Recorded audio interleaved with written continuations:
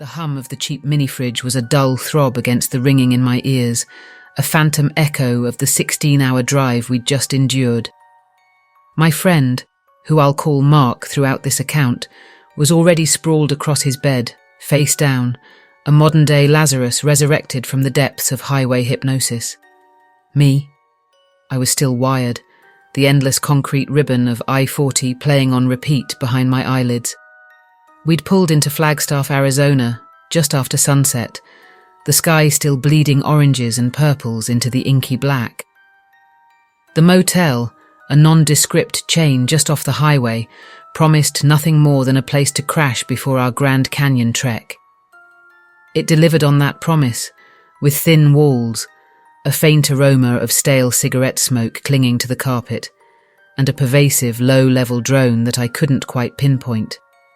I'd spent the last hour meticulously unpacking, a pointless exercise when we were only staying one night, but it was a ritual, a way to reclaim some semblance of control after a day spent confined to a metal box at 70 miles an hour. My worn leather duffel sat open on the second bed, clothes spilling out like forgotten memories. Mark's bag, a tactical monstrosity he'd bought for a camping trip he never went on, remained untouched by the door. A dark, silent sentinel. The digital clock on the bedside table glowed an aggressive red. 11:47 p.m. Too late to call home. Too early for true exhaustion to claim me. I decided on a quick shower, hoping the scalding water would wash away the travel grime and the lingering tension in my shoulders. The bathroom was small, tiled in a vaguely institutional beige, with a mirror that seemed to amplify the lines around my eyes. The showerhead sputtered to life, spitting cold water before finally settling into a lukewarm drizzle. I leaned against the damp tiles, letting the tepid spray run over my face, trying to clear my head. The quiet hum of the motel felt different now. Less like a benign appliance, more like a waiting presence. My imagination, I told myself, a byproduct of too much coffee and not enough sleep. When I emerged, wrapped in one of the motel's surprisingly plush towels, Mark was still out cold, a dark shape under the flimsy bedspread. The room was cast in shadows, only the red glow of the clock and the faint sliver of moonlight filtering through the gap in the curtains, offering any illumination. I pulled on a clean t-shirt and a pair of sweatpants, the soft fabric a welcome relief against my skin. I glanced at Mark, a pang of envy for his immediate descent into unconsciousness. I wished I could just switch off like that. I lay down on my bed, the mattress surprisingly firm, and stared at the popcorn ceiling. The motel's ventilation system kicked in with a low groan, a sound that seemed to reverberate in my chest. My eyes drifted to the window. Even with the curtains mostly drawn, I could make out the faint glow of the highway lights, a distant, muted thrum against the vast, silent Arizona night. I closed my eyes, willing sleep to come, counting the rhythmic creaks and groans of the old building. The room felt colder now, a subtle shift in temperature that prickled my skin. I pulled the thin blanket higher, tucking it under my chin. The moment it started, it wasn't a jolt, not a sudden awakening. It was a gradual tightening, a slow-motion descent into a world that felt both familiar and utterly alien. My eyes were open, I was sure of it, but the room was darker, the shadows deeper, almost viscous. I tried to move, to shift my weight, to roll over, but my muscles refused to obey. It was like trying to run in a dream, my limbs heavy, unresponsive, trapped in an invisible amber. Panic, cold and sharp, began to bloom in my chest. I couldn't move, I couldn't speak. My breath hitched, caught in my throat. Then I saw it, or felt it, a pressure, a presence. In the periphery of my vision at the foot of my bed, a shape. Not a person, not a shadow, but something denser than the surrounding darkness, a nullity that absorbed the faint light. It was hunched, low, like an animal, but the impression was undeniably human. It didn't move, but I felt its attention, a cold, focused weight on my chest. My heart hammered against my ribs, a frantic drumbeat in the sudden, suffocating silence. Every nerve ending screamed, but my body remained a prisoner. I tried to call out, to scream Mark's name, but only a strangled rasp escaped my lips. My throat was constricted, dry, as if filled with sand. The pressure on my chest intensified, a crushing weight that stole my breath. I wanted to turn my head, to force my eyes to focus on the shape, to identify it, to scream at it to leave. But my neck was rigid, locked in place. My gaze was fixed on the ceiling, on a single, almost imperceptible crack that snaked across the plaster like a dark vein. The air grew heavy, thick with an unspoken dread. I could feel the presence now, closer, directly over me. It wasn't touching me, not physically, but I felt its proximity like a suffocating shroud. A chill snaked down my spine, a cold that had nothing to do with the room's temperature. It was an internal cold, a primal terror that seeped into my bones. My eyes, wide and unblinking, strained in the gloom, trying to pierce the darkness, to make sense of the monstrous form that I felt looming over me. A faint sound, a rustle of fabric, tore through the silence. My gaze, still locked on the ceiling, flickered to the side, involuntarily. Mark. He was stirring. A small, desperate spark of hope ignited within me. He would wake up. He would see it. He would help me. But the hope was quickly extinguished as I saw his silhouette against the faint glow of the clock. He wasn't sitting up. He wasn't moving. He was contorted. His body was twisted, his head angled sharply towards me, an unnatural posture that sent a fresh wave of ice through my veins. His arms were pinned to his sides, his legs pressed together, as if bound. And then I saw it, or felt it again. The pressure, the presence. At the foot of his bed, another shape. Identical to mine, another nullity, another hunched form, radiating that same cold, focused attention. My stomach lurched. He was experiencing the exact same thing. We were both caught in this nightmare. The realization was a punch to the gut, a cold, hard fact that intensified the terror tenfold. We weren't alone in this. We were both paralyzed, both witnessing these impossible, horrifying shapes. The shared experience, instead of being comforting, was infinitely more terrifying.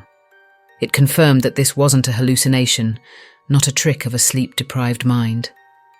This was real. Whatever this was, it was here, in this room, with both of us. I tried again to move, to thrash, to scream, to warn him, to let him know I was here, that he wasn't alone. My muscles screamed in protest, but remained unyielding. My jaw was clenched so tight my teeth ached.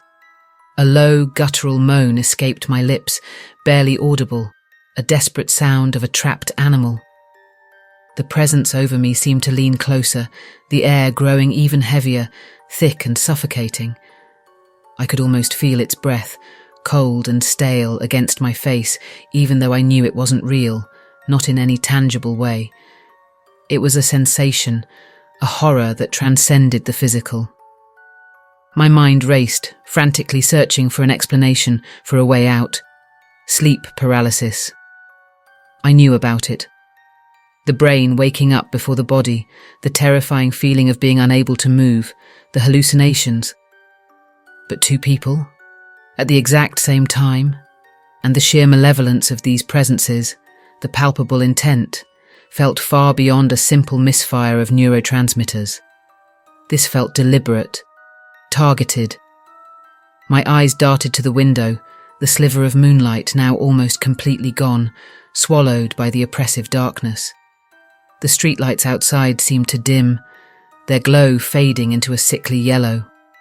The faint hum of the highway traffic, which had been a constant backdrop, vanished, replaced by an absolute, profound silence that pressed in on my eardrums. It was a silence that felt heavy, loaded, waiting. The shapes at the foot of our beds shifted, not physically, but in my perception. They seemed to grow, to stretch, their hunched forms elongating, becoming taller, gaunter. The impression of a head, barely defined, now seemed to tilt, as if observing us, studying us. I felt a surge of pure, unadulterated terror. My eyes burned, refusing to close, forced to witness this unfolding horror. Tears, hot and uncontrollable, pricked at the corners of my eyes, blurring the already indistinct forms. A faint, almost imperceptible vibration started in the mattress, a low thrum that vibrated through my bones. It wasn't the building, not the ventilation system. It was coming from the presences, a silent hum, a frequency that seemed to bypass my ears and resonate directly with my terror. The air grew impossibly cold, the kind of cold that steals your breath, that makes your lungs ache. I felt goosebumps erupt on my skin, a wave of icy prickles that crawled up my arms and legs. My gaze was drawn back to Mark. His body, still twisted, was now trembling almost imperceptibly. A faint whimper, a choked sound escaped his lips, a mirrored echo of my own desperate struggle. He was going through it too. The same suffocating terror, the same silent screams, the same invisible chains binding him. The shared horror was a twisted kind of communion, a horrifying bond forged in the crucible of this inexplicable event. The elongated forms at the foot of our beds seemed to lean in further, the air between us growing taut, charged with an invisible energy. I could feel their presence like a physical weight, a suffocating blanket pressing down on me. My lungs burned, starved for air, but I couldn't expand my chest. Every breath was a shallow gasp, a desperate struggle against the invisible force crushing me. The terror was so immense, so overwhelming, that it began to feel like my very soul was being squeezed, pressed, until it would burst. Then, as suddenly as it had begun, it shifted. The pressure on my chest eased, just a fraction. The shapes at the foot of our beds seemed to recede, dissolving back into the oppressive darkness from which they had materialized. The crushing silence began to fray, the faint hum of the highway slowly returning, like a distant, forgotten melody. The cold began to dissipate, replaced by the room's original, slightly stuffy temperature. My first coherent thought was, "It's leaving. They're leaving." A wave of desperate relief washed over me, so potent it almost made me sob. But the paralysis remained. I was still trapped, still unable to move, still unable to speak. The terror, though lessened, still lingered, a bitter aftertaste in my mouth. I kept my eyes fixed on the now empty space at the foot of my bed, waiting for it to reappear, for the nightmare to resume. Slowly, agonizingly slowly, sensation began to return to my limbs. A tingling pins and needles feeling spread through my fingers and toes. I twitched a finger, then another. A profound shudder racked my body as the last vestiges of the paralysis receded. My muscles ached, as if I'd run a marathon, and my throat was raw, dry and burning. I gasped, a real full breath, the air tasting sweet and clean. I rolled onto my side, pushing myself up on shaky elbows. My heart was still pounding, a frantic echo of the terror that had just consumed me. My eyes darted to Mark's bed. He was still in that contorted position, his body rigid. "Mark," I croaked, my voice a barely audible whisper, hoarse and cracked. "Mark, wake up." He didn't stir. The silence in the room, now truly empty of the oppressive presence, felt deafening. I scrambled off my bed, my legs wobbly, and stumbled towards him. "Mark," I said again, louder this time, my voice still rough but gaining strength. I reached his bed and gently shook his shoulder. He remained unresponsive, A fresh wave of panic threatened to overwhelm me. Was he still trapped?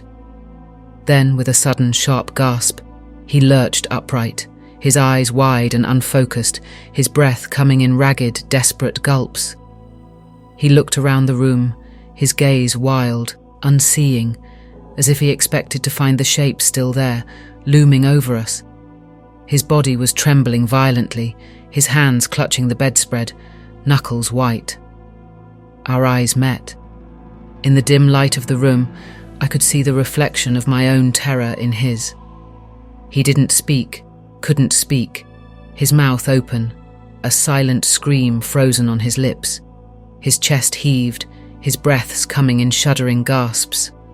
We just stared at each other, two survivors of an unseen battle, a shared nightmare that had shattered the fragile peace of the night. He finally managed a sound, a low, guttural moan that was more animal than human. His eyes, still wide with shock, slowly focused on me. There was a desperate, unspoken question in their depths. Did you see it? Did you feel it? I just nodded, unable to form words, unable to articulate the horror we had just endured. My own body was still vibrating with residual fear, a cold tremor that refused to subside. We sat there for what felt like an eternity, two silent figures in a dimly lit motel room, the remnants of a shared terror still clinging to the air like a noxious perfume. The red glow of the clock now read 3:17 a.m. The night was still young, but it felt ancient, scarred by the impossible events that had just unfolded. The hum of the mini-fridge was just a hum again, the silence no longer loaded, no longer waiting. But the memory, the terrifying, undeniable memory, was etched deep, an indelible mark on our psyches, a chilling reminder of the unknown that lurked just beyond the veil of sleep. The Grand Canyon, our destination, suddenly felt insignificant, dwarfed by the cavernous abyss of the experience we had just shared. Sleep, I knew, would be a long time coming.